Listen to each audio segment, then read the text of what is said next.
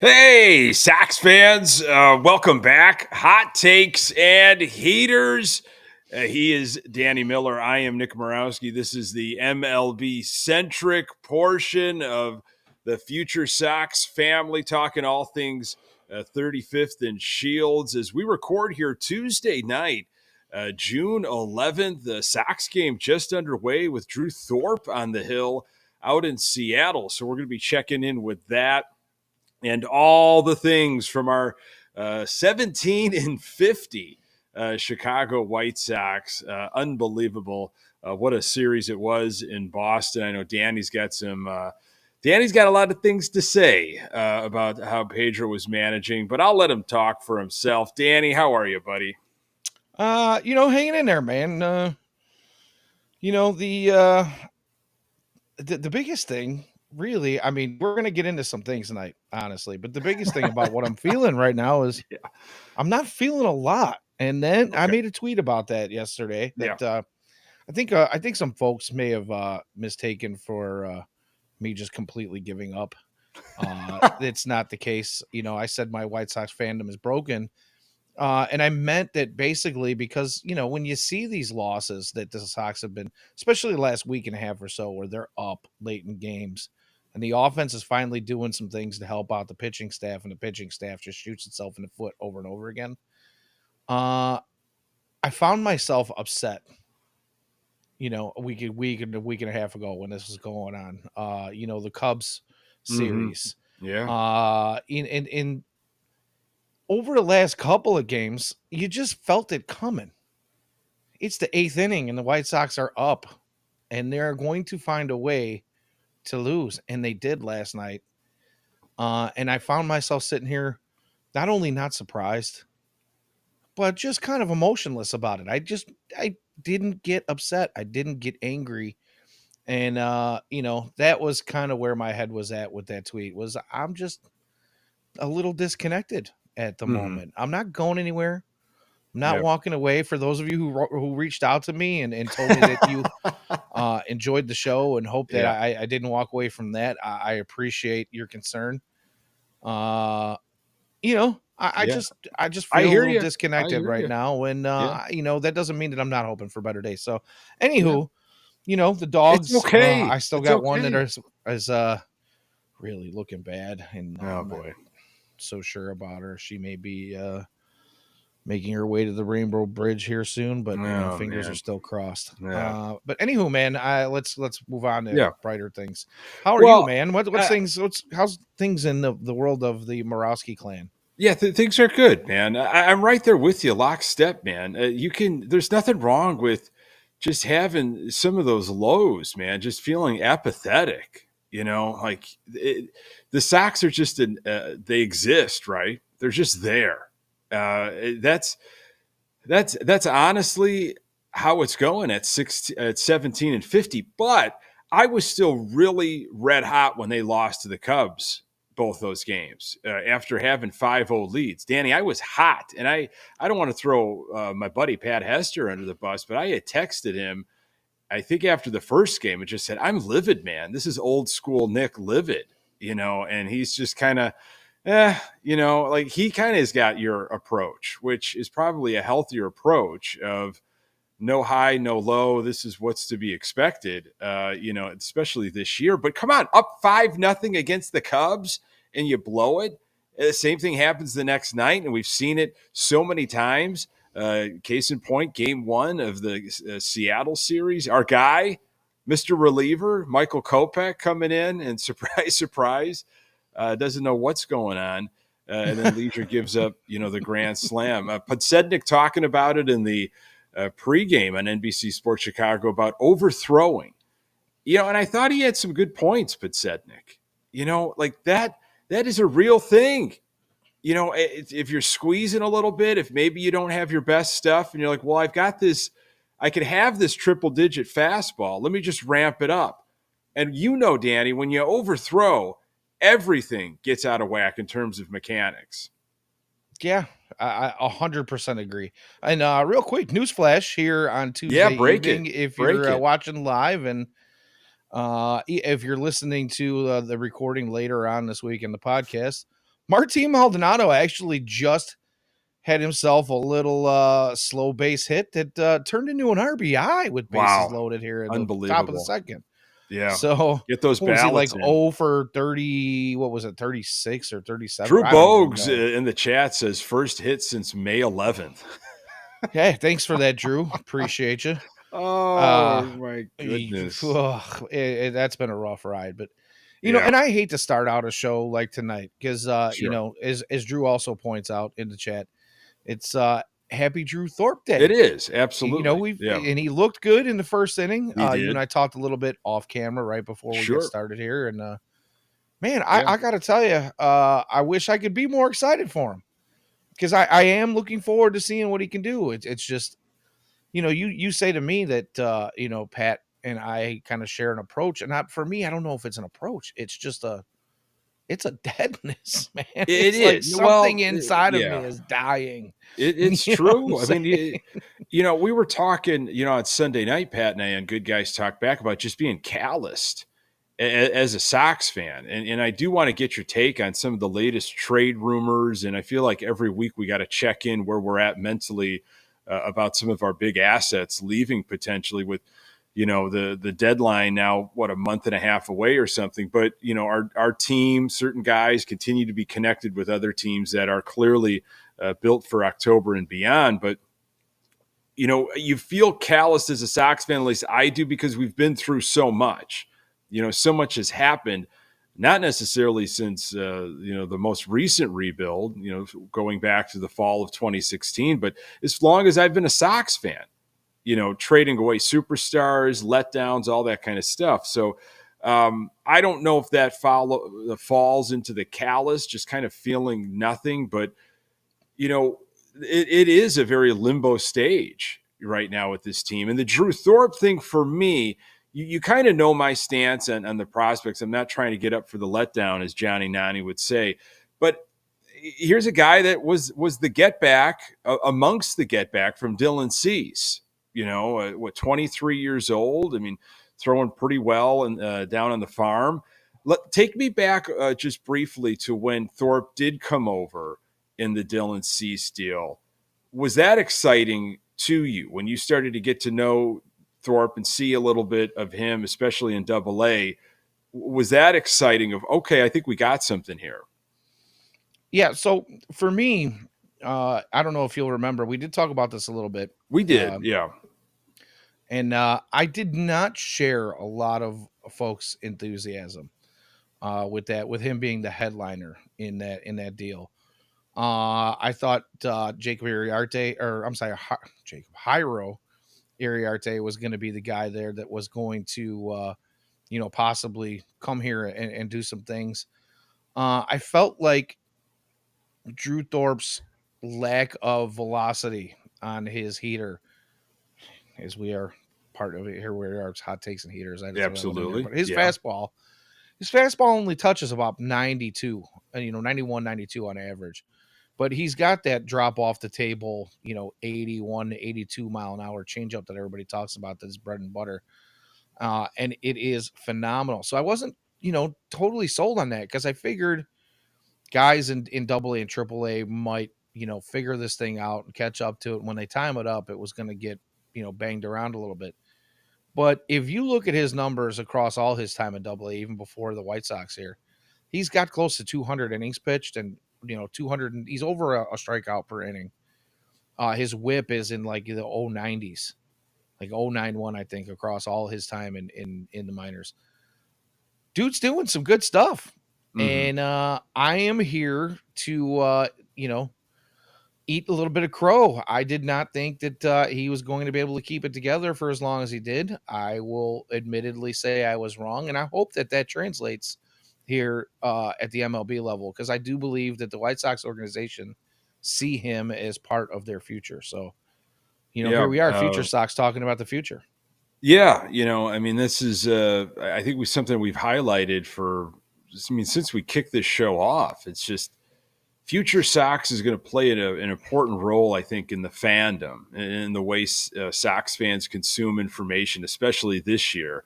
I mean, it's always an important go-to, but especially this year when there's so many guys that we're going to see at the big league level, and then what the trade deadline is going to look like, and that what August and September are going to look like with folks in a White Sox uniform. But he's as Drew mentioned, he does have the stash, so I like that.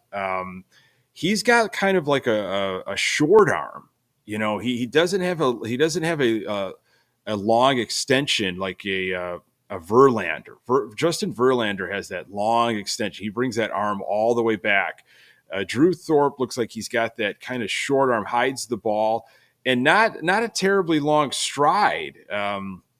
But that could be deception. When you hide the ball really well and you don't have a high velocity, that ball gets up on you quick though.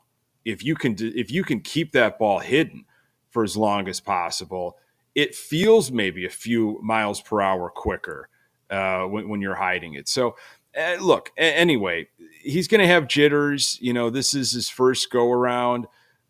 We saw what happened with Seattle, and they got some thumpers, they got some guys that can hit.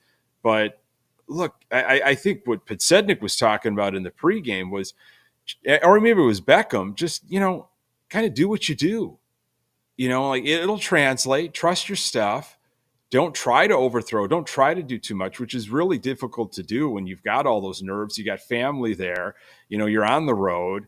But yeah, this is the taste of the future, and let's embrace it. I'm trying to stay positive here, Danny. Even though I've been burned so many times, I just want to see this guy look comfortable and not terribly overmatched. Nope.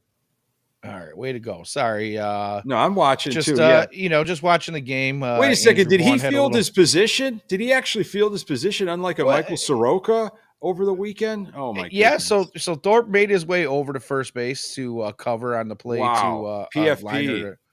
Yeah, exactly.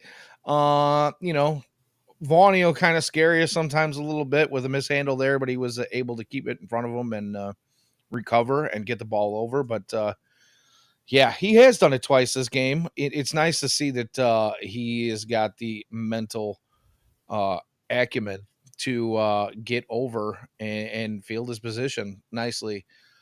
And so far, here we are. We're one out.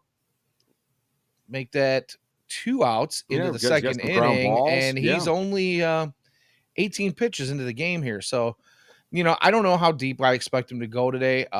He is a guy who is fully stretched out over the last couple of seasons. So, you hope to see 90, 100 pitches out of him, but it is his debut, and I wonder if they're going to kind of, you know, take it lightly with them and just try to get through this game. But we'll see.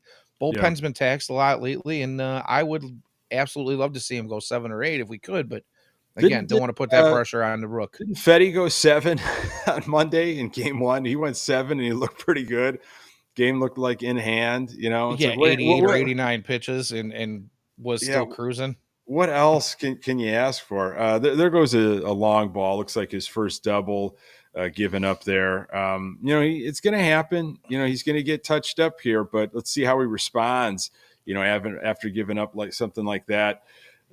So since the last time we talked, Nastrini went again, and that was, I believe, that was on Saturday. That was the Hawaiian shirt game that I was at, which was a lot of fun. Saw Gavin Sheets grand slam, which I never thought I'd ever see, and just a fun atmosphere. We had a little bit of rain, but pretty good crowd because of the Hawaiian shirt.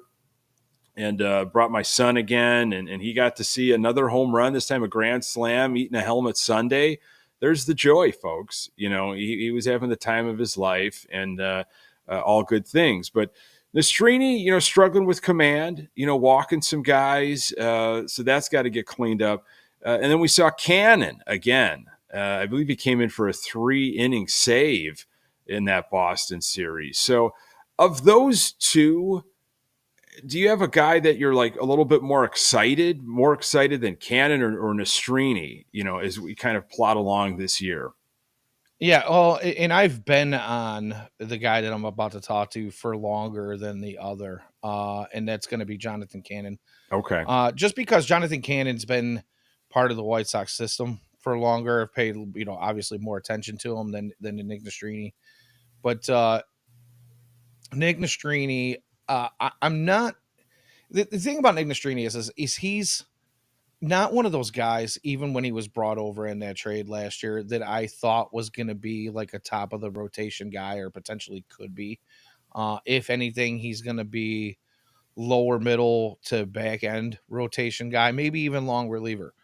Uh, thing with him is he's just got to find a little bit more consistency.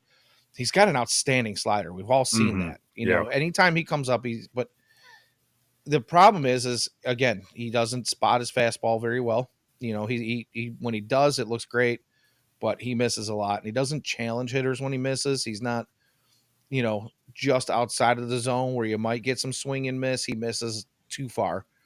And the other thing is his curveball, I feel like is just again not one of those pitches that's super challenging. And if he doesn't Hmm. place it right, it's gonna Hmm. get he has a tendency to hang it every now It's and again. it's a And bit it's of a get me over. Yeah. yeah, and it's gonna get pounded on if he continues to throw it the way he has.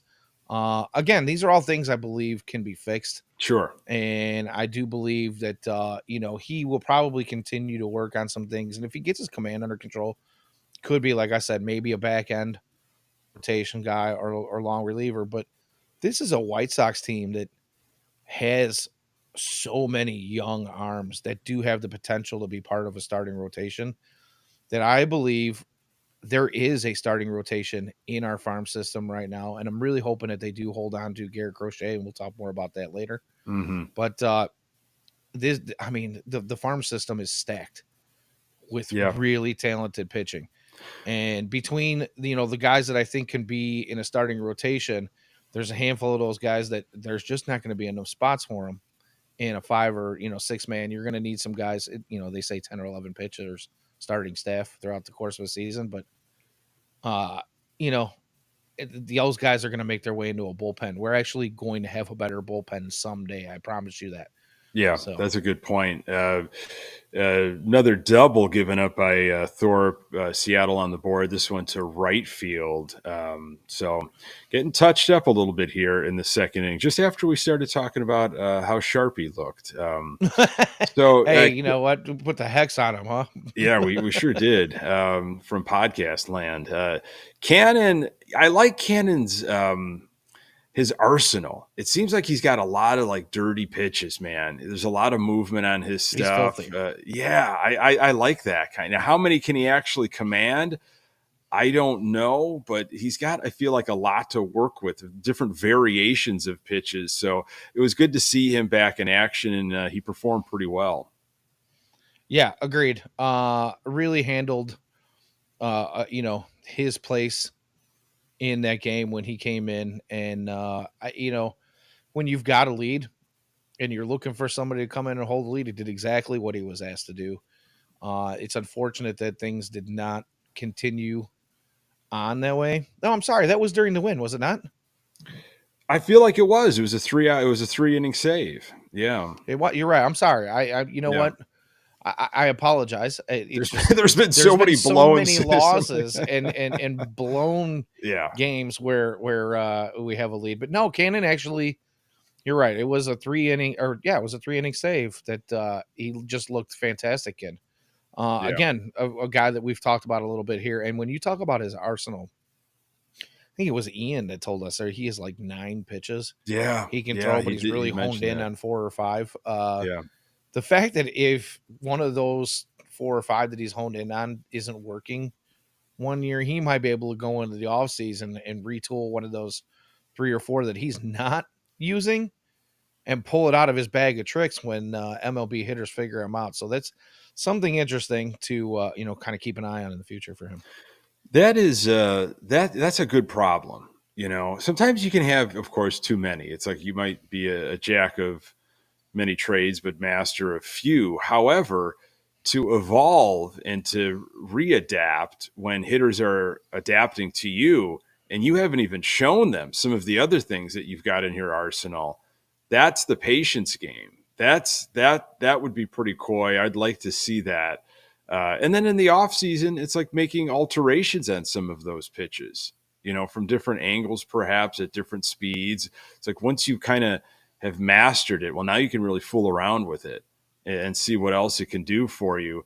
at different spots in the account and, to different batters and stages in the game, especially second or third time through a lineup if you so fortunate to get to that point. So, yeah, you talk about arms and everything that we've got in Double A and in the farm system right now, and more trade conversation since the last time we talked. Gosh, and I'm not just talking about the Buster Only's account that was hacked that freaked everybody out with the Phillies tweet that they've acquired Luis Robert Jr., but Phillies are interested in Luis Robert Jr. They're interested in Tommy Pham, I guess. Garrett Crochet commanding a lot of attention, and they talked a little bit on the pregame on NBC Sports Chicago, and I get Ozzy's impression is very much think with your head, not with your heart.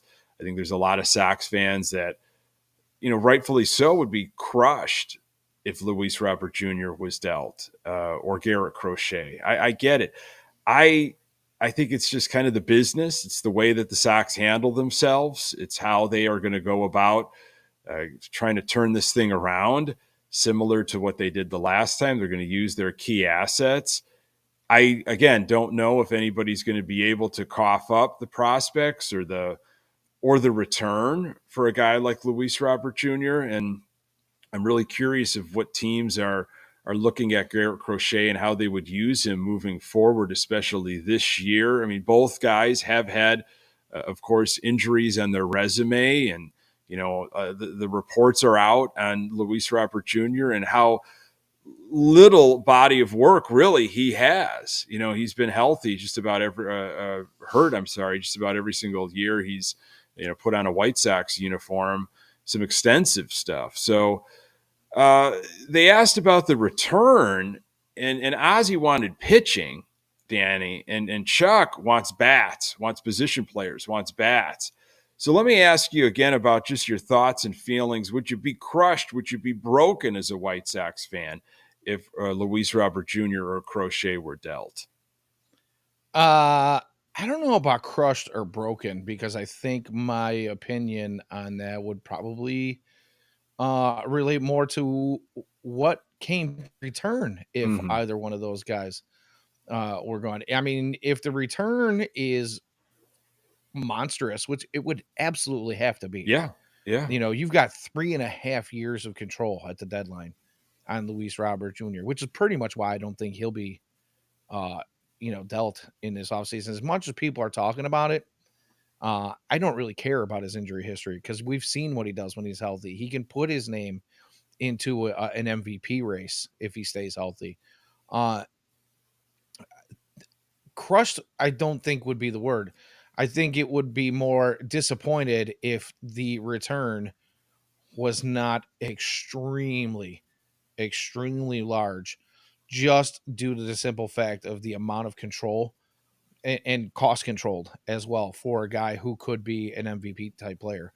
As far as Crochet goes, another one, I honestly find it very difficult to believe that anybody's going to meet the asking price to pick up him. Again, another guy, 2.5 years of control, already, beyond his max innings pitched at any point in his career, his professional career.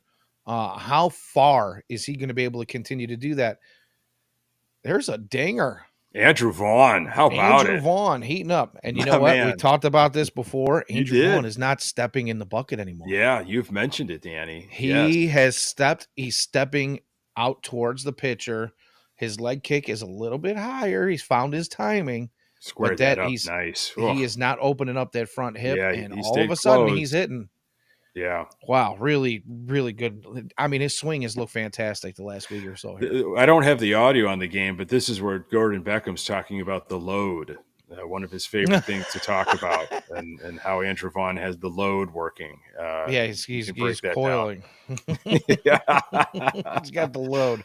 So in the return world, though, for a Oh, hypothetical situation, Crochet or Luis Robert Jr., whether somebody could match it or not, I guess in fantasy world, are you looking in any of the returns, when we're flipping assets here, are you looking to continue to bolster pitching, or are you saying, you know what, enough is enough. We need bats. We absolutely need bats and position players. That's a fantastic question. It, the only way, if I'm playing GM, which God forbid I was ever given the opportunity to do that. You might be. Uh, yeah, right. If I'm playing the GM, if I'm playing the role of Chris Getz here, I'm first looking at the team that I am dealing with and what they have to offer. Because if it's a farm system that is loaded with pitching, and I feel like they do have some pitching prospects that are enticing enough for me to deal Luis Robert Jr., then sure, I'll go pitching. But personally, I would prefer to deal at least the premier part of that trade. I would prefer it to be a bat first. But here's the thing: you can never ever have too much pitching in an organization. We see it constantly. More in the last decade or so, where guys are just going down with Tommy John and elbow soreness and labrums and everything else. Guys are talking. Look at this. Paul The White DeYoung, Sox number brought the 13. power backs Is today. that 13 for DeYoung? Talk It about is assets. indeed. Oh my goodness. This Yeah, guy, he's watch gone. out. Yeah. No doubt he's gone at the deadline.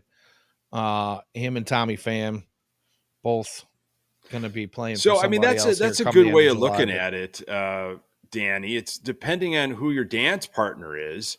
it really is. You're really going after their top guys. But in a perfect world, I would, I go with the when you think you have enough pitching, go get more. Because especially with the White Sox, we know they don't operate on spending at the top of the free agency for starting pitching. For aces. Would they even do that for a bat? I don't know, but you might be able to swing that in free agency, no pun intended. But I would really want to get more arms. Yeah. Well, again, you can never have too many arms. My only issue in a blockbuster trade is what kind of arms are you getting? Because honestly, we can look at the White Sox farm system and say, like I said earlier to start the show, I believe there is a starting rotation here, and it includes Garrett Crochet. Guys like Noah Schultz, Mason Mm-hmm. Adams, Jonathan Cannon. There's a long list of guys that we can look at and say there's probably 10 guys in the system that have the potential to at least be in a starting rotation somewhere. I'm not saying top of the starting rotation, but there's a couple of guys that look like they could be aces, right? Or number twos. Uh, Beyond that, there's a ton of, and most of it's in double A. There's a couple of guys in triple A that you might want to keep an eye on, but nothing that really jumps off the page at you. And then there's a handful of guys that are in like low A and high A, in Winston Salem and uh, golly, Kannapolis? thank you, Yeah. Cannonballers. So if you're going to make a pitcher the headliner of a deal, he's either got to be an MLB, like right now knocking on the door arm, or he's got to be like the number one pitching prospect at 18, 19 years old coming up. But again, prospects are suspect. So Yeah. it's difficult to say. Like, again, it really, the only way I can answer this question honestly is depends on what organization we're making this trade with and what's in their farm system. And I understand Ozzy's thoughts of, I want pitching because we're Mm-hmm. looking at a White Sox team that has really struggled in that department this season. And it's easy to look at the here and now and say, this is what I want. But for guys like us who follow, or at least myself and some of the other guys in FutureSox that follow the farm system, I really honestly believe we're pretty strong in that department. Not to say we can't get stronger, but I really, really, really want to see some more bats in that system. Yeah, I do too. I think it really does come down to who your dance partner was, and who's asking and who's making the requests, and the gamble of Chris Getz saying, "Well, that's a hell of a package. However, I'm wondering if I hold on until a team that maybe has bats, for example, joins the conversation in the offseason or something. Or does a deal look so damn good, in mid to late July when teams start getting really crazy, where he's like, my preference was bats or my preference was whatever, but look at this crop of players. Right. I gotta strike now because you just don't know what could happen moving forward. So that's on him. That's obviously going to be, his decision, and whoever he trusts and whoever he's surrounded himself with, namely those two guys. But there's, of course, other players that will be checked in and that will be off of this team by the trade deadline. A guy that very well might not be off this team is Pedro Grifol, Danny. Oh There God. were a couple reports this past week, one from Rosenthal in The Athletic saying that it's almost like a foregone conclusion. It's just a matter of when this happens. But then Bob Nightingale a few days ago said that he's could be very well safe throughout the rest of this season. Pedro has answered some of the questions. I'm a White Sox until I'm not a White Sox, and I'll deal with it when I deal with it, and so he's getting peppered with the questions. I, you know, I'm kind of now starting to feel like he should not be okay. He should not be the manager at all. Should not Well, be I the wish somebody manager. would come with freaking, rehearsed responses. But anywho, Yeah, we all know he shouldn't be the manager. I think maybe the White Sox in their dark places that they don't really want to talk about publicly, they get it too. But it's the act of it, of actually axing him. I'm starting to now lean that he's probably going to be here the rest of the season. well, I don't know how many of our listeners on Hot Takes and Heaters follow the rest of Future Sox, so I'm assuming it's quite a few, but I don't want to harp on this too much. But if anybody listened to James and Ian on Sunday evening, they kind of talked about that Bob Nightingale thing a little bit. And James pointed out that Bob Nightingale is one of those guys who will drop a nugget that's kind of, obscure-ish, and it's one of those things, like, I'm kind of just slightly talking about the future, and then the future comes and you're like, oh, Bob Nightingale had that. And He seems to be basically the him's whisperer, man. He seems to be the White Sox whisperer often. yeah. And if you read between the lines, you can kind of go back and see, like, oh, well, he had it. So uh I do unfortunately believe that Pedro's not going anywhere this season. Now, come off season, might be a completely different story. I personally would, I'm of the thought that I fire him into the sun right now. Yeah, I'm with everybody, and I know it doesn't make that much of a difference. I know the White Sox aren't going to win a bunch of games. I know they're not going to compete for the division. I know they're probably not going to get beyond 50 wins for this year unless they get hot all of a sudden. But I don't want this guy's extremely poor game management screwing up all the young guys that are coming up right now. The Drew Thorpes, the Lenine Sosas, the Duke Ellises, the Brian Ramoses, all these guys that the White Sox are going to keep, and they're going to continue to cycle these guys through the minor league system and up to the major league system all season long. I don't want his piss poor management of pitching and position players and pinch runners and pinch hitters affecting these young guys. These guys need to learn what it is to play in the majors, and not just to play in the majors, but play the game the right way in the majors. And Pedro is not it, and that's yeah, my only concern with him. yeah. I agree with you, and maybe we'll talk a little bit more on Sunday, the finale, because you had some strong thoughts and you were Oh, hot about how that game was managed. So I will circle back to that in a moment. But you brought up Duke Ellis, and I kind of had some strong feelings on Duke Ellis, probably you in were an not alone. probably in an unfair way, but I will say it's in my way because I don't, even though I'm proud to be podcasting underneath the Future Sox umbrella, I am not tied to the prospects in ways that you and Ian James so expertly do and have done, even with White Sox Daily. I respect the work that has been done over the years.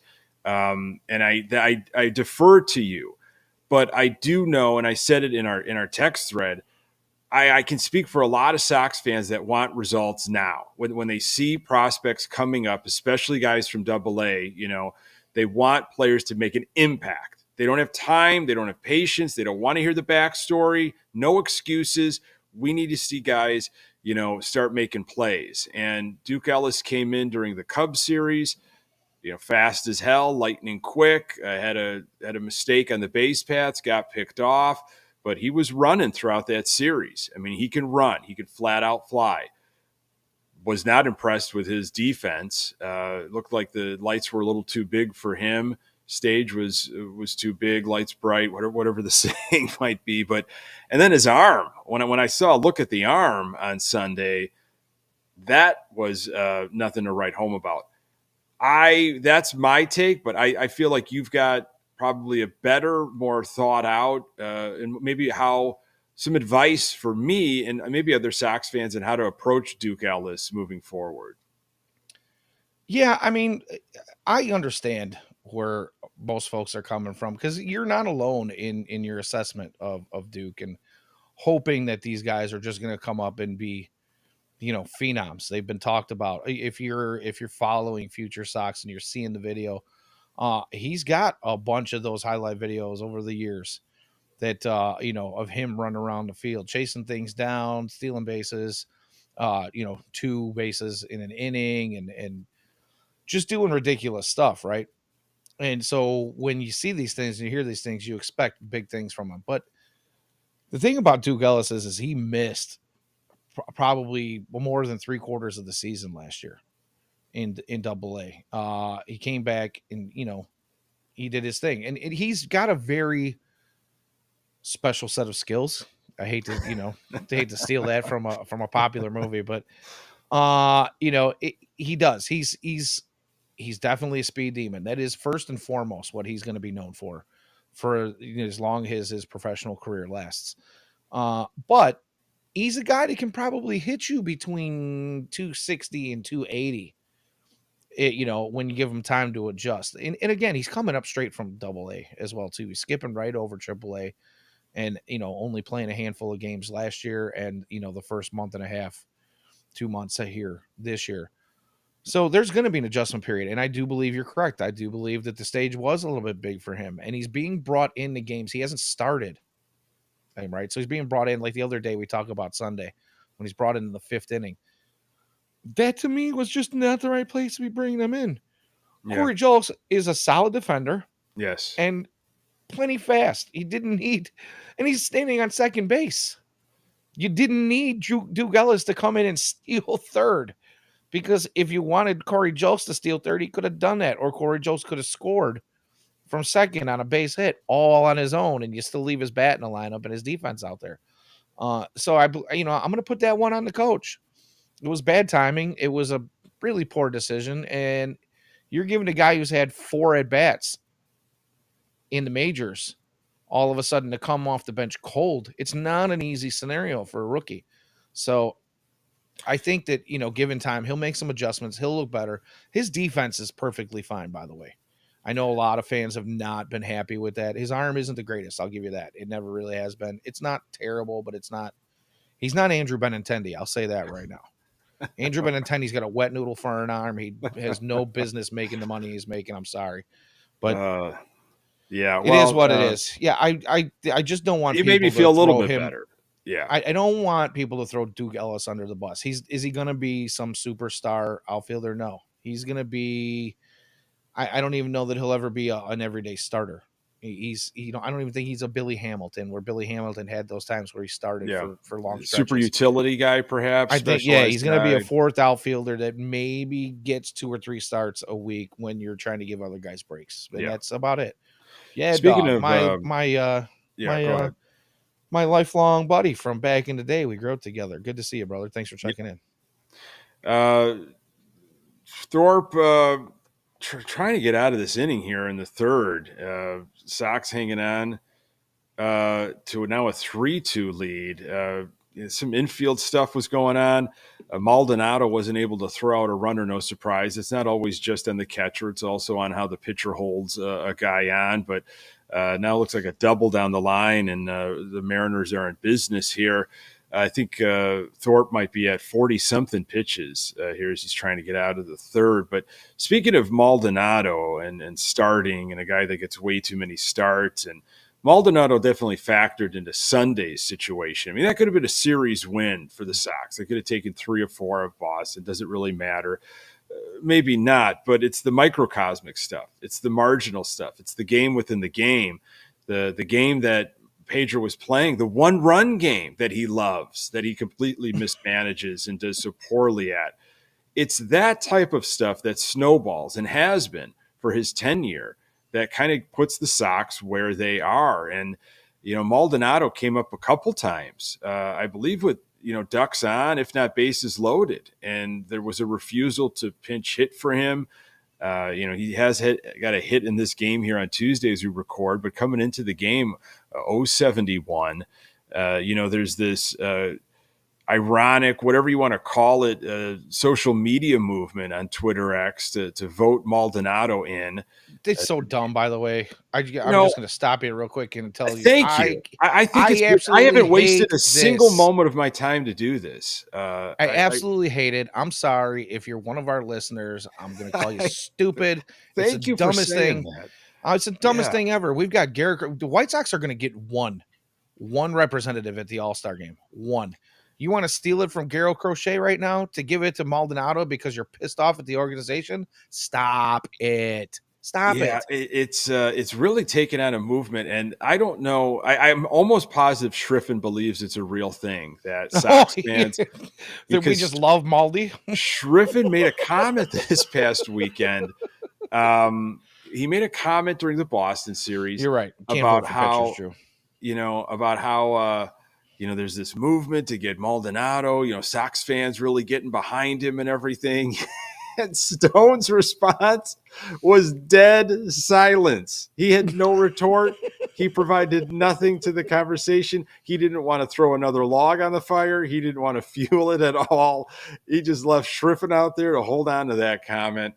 It was pretty priceless, but it's a goof. It's a big joke, because of how poorly he has been. Now, Grifol keeps getting these questions, of course, post-game, which he should. Why are you managing it this way? Why are you not pinch hitting for Maldonado in these situations on I like Sunday? What he does in these situations. So this is I got his quote. I got the full quote here, Danny, if you want it from Grifol, which is absolutely ridiculous, folks. If you understand the situation, which is pinch hitting for Maldonado in a close game on Sunday. Okay, this was one game we're talking about on Sunday in the finale against Boston. This was Grifol's retort. By the way, before you get into this, I just want to say that.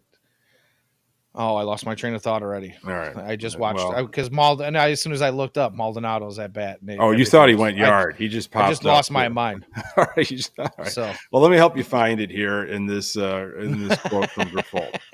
I believe in what he does defensively. We're in a tight game right there. I believe in his defensive value. He's not swinging the bat, obviously, offensively, but I believe in what he does defensively and what he brings to the table for us and how he navigates pitchers through a few games that are tough. It's unquantifiable. That's the problem. You can't quantify that. But I've been around the game long enough that I know that what he does behind the plate, I know how he prepares, and I know what he brings to the table. I'm not going to sit here and harp every single time on every time Maldonado hits. Why don't you pinch hit for him in this inning or in the second inning, or if an at-bat comes in? If the game is on the line late in the game, or even if I feel like this is the time to do it, I'm going to do it. I've done it before, and I continue to do it, but I'm not just going to go through this every single day, whatever the at-bat is, whether it be the second inning, fourth inning. I believe in what he does defensively, end quote. If that made any sense, that was clear as mud for me, but I don't know if Danny. Because he's framing so well, yeah, and he's throwing so many guys out on the base pass that I can absolutely not afford to keep him or to take him out of a game to pinch hit with the bases loaded with Corey Lee. who's swinging a hot bat and is stealing bases of his own while throwing runners out, while framing fairly well. I don't know what the numbers are, but he has made some leaps and bounds this season. His pop times look good on his throws. Yeah. His framing, without looking at the numbers, looks halfway decent. He's taking every pitch in the dirt and keeping it in front of him. Nothing gets by him. You know what I mean? Like these excuses are garbage. Mm-hmm. They And are. if you're telling me that Martin Maldonado is calling the game for the pitchers and he's doing what is he's giving these pitchers some kind of zen throughout the game, I'm not buying it. I'm not Yeah. buying it. It's all bullshit. It's this veteran defense, and it's really it's gag worthy. It's gross. I really enjoy Corey Lee. You know, we've got some issues beyond the major leagues in terms of catchers. I think Max Stassi just had was it a season-ending surgery, and Yeah, so he's done. I mean we're kind of stuck with Maldonado, aren't we? I mean, are we? Chucky Robinson. I would take guess, Chucky yeah, Robinson in a yeah, heartbeat. yeah. Yeah, There's what is it? there's 4 million a for Maldonado? Is that who what cares? you throw away? Who cares? Who cares? You know Yeah, what? If you like the way he calls a game so much or what he does for pitchers in the dugout, sign him, DFA him, continue to pay his contract as a coach. I don't really care. Bring up one of these guys who's on a rookie contract. They can come up and fill that void. I don't care. We do not need his bat in the lineup.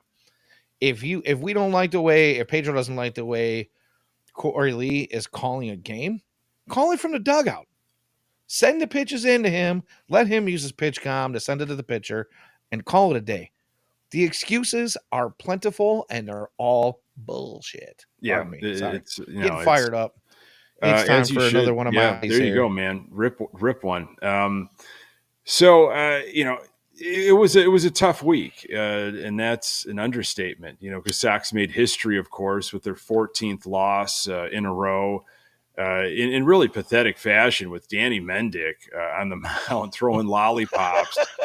Even Those though emphases are great, though, man. he I mean, that was the got highlight out of of the game for me. jam. He got out of the jam. He didn't give up anything, but it's just classic. Like you see this guy and Corey Lee, which I thought was so funny. I posted just a snippet. Corey Lee was trying to frame those EFIS pitches. He was. He totally was. It was great. He was trying to bring them down into the zone. My favorite part of that was the post game show when Ozzy said he should Michael Kopech should sit down with Danny Mendick and ask him how he does it because he got out of the inning scoreless. He got a scoreless inning, so Michael Kopech should go out and talk to Danny Mendick about how to have a scoreless inning. And that's fantastic stuff from Ozzy. Isn't that in a way like it's not realistic? Like Danny Mendick's not going to get through a season with a razor sharp ERA, but when you mix things up every now and then and you throw guys off by changing your velocity and changing obviously the eye level, when you turn into a pitching machine that Michael Kopech very well turns into at times, where he just throws 98, 99 miles per hour almost in the same spot, these guys will time it. They will get on top of that and they will crush it. All right. But when you throw them something maybe in the high 70s or 80s out of nowhere from a different arm angle, you know, or you're really making 37. You're really making guys look. Yeah. If you pull a Danny Mendick, Bugs Bunny, EFIS. But you know, a guy that used to do it years ago, Jake Peavy. And he used to go all over. He would sometimes like almost throw sidearm at times, you know, giving hitters different looks at different times, especially when it was maybe the second or third time through the lineup. And, you know, that's funny. I didn't hear that. There's a favorite of you that I'm surprised you haven't brought up in Johnny Cueto. Oh, Johnny Cueto. Johnny Cueto was the king of changing. He was the good. Quick pitch. Good call. Changing velocities, changing arm angles. Loved just giving you different looks from all over the place. He kept hitters guessing. He would pause sometimes, hold it, the twist. I love Johnny Cueto. The fact that he still wants to play and pitch, and we could have had a Johnny Cueto instead of Mike Clevenger. Oh, man. That just burns me. By the way, I just want to give a huge shout out to Drew Bose tonight, man. Yeah, I mean, everybody that's absolutely, in the man. chat is being treated to. I mean, he's on top of it tonight. He's keeping us abroad of what's going on in the game. He's just, I mean, he's killing it. So thank you, Drew. You're very much appreciated. We're Yeah. glad to have you here. Yeah, I've been trying to keep tabs on Thorpe as close as possible, but I appreciate the comments by Drew. Thorpe's at Hey, three we're busy here, strikeout man. series. He's still out there in the fourth. It looks like what is that, 60 something pitches, one out in the fourth. Sox hanging on to that 1 run lead. I think this is good. This is good for Thorpe. Pitch with the lead, see how you can do. Um, you mentioned we don't know how many pitches he's going to go. We don't really know what the plan is. I mean, would you think he's on some sort of limit?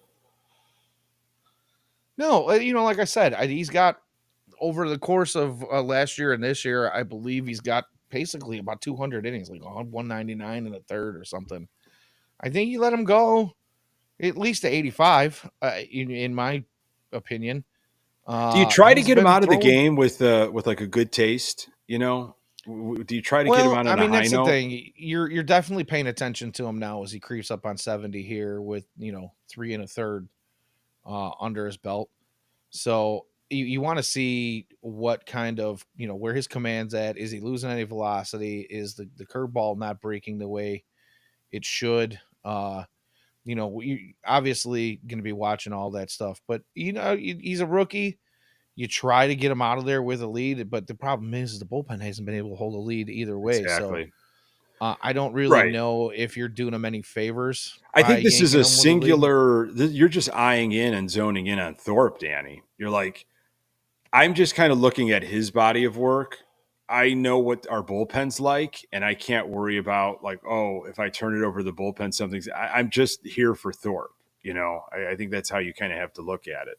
I mean, he's sitting, like Drew said, he's also got 3 strikeouts right now, 3 1/3 into the game. He's averaging a strikeout an inning at this point. I would be happy if he came out of the game with only giving up 2 earned and not really letting the doors come off. You know what I mean? And keeping them in Yeah, in fighting striking distance and giving them a chance to win. What happens beyond that is not on him. So yeah, I could see your point of trying to get him out of there and leave him some confidence. I do believe that they will probably give him more than one start before shuffling back down. I hope that that's at least the case, but yeah, I don't see any reason to yank him unless he just loses all command and it really starts to get beat around. yeah. Yeah, the breaking ball is usually a good factor, as you mentioned. When that thing has kind of lost its bite, and you do not see him getting on top of that, and kind of there's a little bit of fatigue, that's always a good sign. But didn't look Four like it strikeouts. there. I mean, he looks like he's dialed in. While you were talking, he threw a really sharp cutter, man. 85 miles per hour, caught towards the bottom corner. He threw a nice changeup as well, so it looks like he still His has some slider, his command. secondaries are really, really nice. Like, Yeah, most pitchers he's kind out of, of it. He's cleared. He's cleared the there you fourth go. now, So so that's a four good innings pitched, sign. 4 strikeouts on 80, what is it, 75 Three pitches? hits, 3 hits allowed. So I think really you give him nice. one more and see where he goes in the fifth Yeah, and go from there. why not? That'd be a nice something to kind of work through and grow on. Well, as we're approaching the hour mark here, and I'm sure both of us and our listeners are going to want to get back to the Thorpe game or the Sox game in general. But I there was something that happened with speaking of pitchers. I don't know if you saw this. Legend Mark Burley was back in town Yeah, in he the had some things to say, didn't he he? had some things to say and talk about if I could. I haven't smoked a cigarette probably in 20 something years, so this was tempting. When I read this quote, I was almost like, "I'll take two, please." Mm. Burley back in the booth during the Red Sox series and was having a conversation. I don't know if it was with Len and DJ but the question was asked just about leaving. How all that happened, and this is what Burley had to say. I would have loved to finish my career in Chicago. Whenever I signed with Miami, We went to Jerry and said, this is what they're offering. I didn't need that much to stay here. It did suck to not be able to finish my career here. So, how And I about love that? that he said he went to Jerry. He didn't go to Yes. Rick or Yep. Kenny Yeah. or anybody else, and I believe this was still under the guise of Kenny being the GM, even though Rick was, Rick was here, but I don't think he'd been given the keys yet. Uh, the fact that he said, I went to Jerry, we went to Jerry. Yeah. What does that tell you? It tells you that, in a weird way, though, it kind of like is the hypocrisy of the Canerco situation, because Canerco, showed his loyalty by basically, after, what was it, '05, when like the Angels in Baltimore were looking for his services, and we all thought we were going to lose Canerco. They're going to offer him some serious money, especially what he did in the postseason, and he wanted to stay in Chicago, and he took less, and they were able to work that out, for that loyalty, and he stayed. And obviously, I think there was like a 1 year contract after that one for him to kind of do his farewell tour. Why wasn't that same thing kind of given to Burley? Of, you're so, you did so much for this organization, like, we want you to stay here, finish your career, because Burley was still productive when he left. He was an all-star with Toronto. He was still able to pitch, so Hey Trey, thanks for stopping in. that one, I that one really burned me. That whole thing. Yeah, I kind of got the feeling that he didn't come out and say that he offered him the hometown discount, or the veteran discount, but it sure sounded like that's kind of what he was implying, was like, hey, this is what they're offering. I don't need much. The way I took it was, he might have stayed here for less than what Miami offered him, and the White Sox weren't going to offer him anything. Yeah, yeah, And I just feel like that's just kind of a slap in the face to the guy who went out and got you a perfect game and a no hitter and had one of the most wildest, uh, plays defensively I've ever seen a pitcher make, and just, World Series battles that he fought coming into the game after, admittingly, we find out later that he had a had a cold couple one or two, beers sure. and Yeah, didn't think he was pitching. Like, this guy, he's a Chicago guy all the way around, even though he's not originally from here. yeah. He really kind of just fit here. He's still to this day my favorite White Sox pitcher during my lifetime. And to hear the things that he had to say was just completely disheartening. It was, his number obviously retired. I do believe he belongs in the Hall of Fame, and I think eventually he will get there, when things catch up, and his body of work is looked at, and his durability and all of that stuff. I do believe one day down the line. But yeah, that was, hate to kind of end on that note, but that was really, I did not like seeing that, and I wanted to get your take on it. But um, you know what, Danny, I'm really, I'm happy so Excuse far me. with the Thorpe start. We'll see if he's got any more in the tank, but this is a good sign, I think. Yeah, I mean, for a rookie to come up and do what he's done, obviously, gonna go through some jitters, and he's kept it together. And you would like to see the pitch count a little bit lower than what it is right now, but honestly, you couldn't ask for much more from him. So Yeah, I'm sure we'll all be watching as we sign off here. But yeah, yeah, great stuff. always a Real quick pleasure, before buddy. we go, Yeah, we did talk about possibility of trades earlier, and I just want to run down the list of guys, uh, now that we think might be traded, and we'll update this week by week. We'll kind of go down the line, but we talked about Luis Robert yep. and Garrett Crochet, the possibilities of them. They've been kind of headlining a lot of news here lately. We know Tommy Phan's been drawing some interest, and when he comes back from his injury, I'm sure they'll probably be, chomping at the bit to get him back in the lineup so that they can do that. Uh, Paul DeYoung, the White Sox power machine, Yep. home run leading Paul DeYoung is definitely one of those guys I think is going to be traded uh, probably rather quickly come the end of July here. Gavin Sheets, before we go, Oh, I want to ask you a question.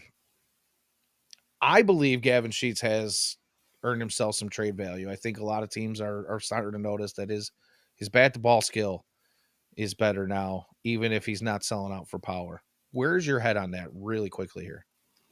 Hey man, I got to eat a little crow. I mean, I know again, like he's not putting up ridiculous eye popping numbers, but I just didn't think you're going to get anything from Gavin Sheets, and he's been slugging when he gets kind of is able to get into that groove. I still cannot stand him out in right field, but as I'm sitting there watching the game on Saturday, just bases loaded in that situation, and he delivered, man, and he's done it more times than I thought he would so far this year, kind of in limited spot roles here and there. So look, can you imagine if somebody found, an opportunity for this guy to maybe play first base and, maybe get his DH in every now and then, but give him first base and it was a ballpark that maybe would play to him? It'd be interesting to see with consistent playing time what he could provide to a team.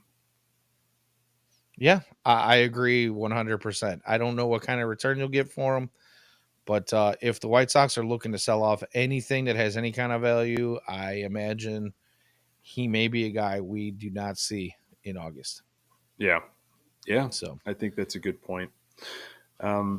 Yeah, we will update this list as the weeks go on for sure, as there's more rumors and speculations happening. But as we sign off here, Thorpe's still dealing in the fifth. He's got one out. Sox hanging on to that one-run lead as we timestamp that. Trey says over/under at 5.5 trades, 5.5 guys being dealt. I'd say that's a good over and under spot to put it at 5.5. I will go. Ooh, I'm a horrible gambler. I'll say under, Danny. 5.5. I'll say okay. under. Yeah. I'm just going to take the over because I do think there are going to be a handful of bullpen arms. Any of the bullpen arms that can actually handle it. Steven Wilson, maybe even Tim Hill. I think Tanner Banks, even though his ERA is a little inflated, I believe is one of those guys the teams are looking at they might be able to use. There's just a handful of guys in the bullpen that I think you're probably not going to get much back for them, but the White Sox are in that mode where they're going to take whatever they can get. Brevia is definitely, the Rain Man is definitely going to be the Rain Ginger. Yeah. So there's between them and DeYoung and Tommy Pham, I'm going to take the over on the. That's a good strategy. Well, folks, thank you so much joining in the chat. Absolutely loved it. Fueling this MLB centric portion of the Future Sox world, hot takes and heaters. Subscribe to the Future Sox YouTube channel. Pass it along to Sox fans and check us out on Twitter X at Future Sox. So much great content going on. You're not going to miss. All of it is we're covering these guys, coming up, all the names that you're hearing about, and then there'll be more once that deadline hits in about a month and a half. He's Danny Miller at Danny Miller FS. I am Nick Murawski at Nick_GGTB. Hey, until next time, go Sox.